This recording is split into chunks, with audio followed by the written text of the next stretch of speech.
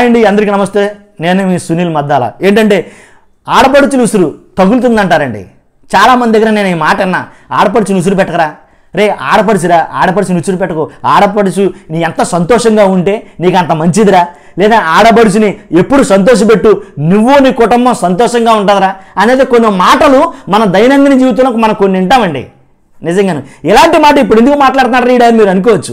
ఎందుకు మాట్లాడుతున్నానంటే ఏదైతే జగన్మోహన్ రెడ్డి గారి మీద దాడి జరిగిందో ఈ దాడే కాదండి, ఇంతకు ముందు ఎవరో చెప్పు విసిరారంటాం. అలాగే ఏదైతే జగన్మోహన్ రెడ్డి గారి మీద ఇలాంటి దాడులు మరలా జరుగుతున్నాయో ఇవన్నీ ఎందుకు జరుగుతున్నారంటే కనుక ఒక వర్గం మాట్లాడిన మాట అండి నా చెవులు పడింది. ఏంటంటే కనుక ఏముందా చెల్లెళ్ళు ఉసురు పెడుతున్నాడు రా, అందుకే ఇలాంటివి ఏం జరుగుతున్నాయి.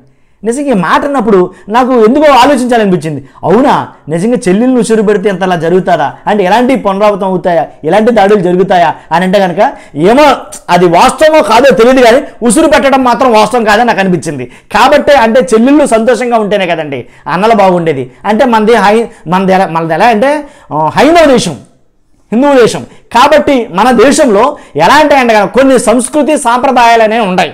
ఆ సంస్కృతి సాంప్రదాయాల్లో ఒకటి మచ్చుకు ఒకటి మన ఆడపడుచును సంతోషపెట్టడం.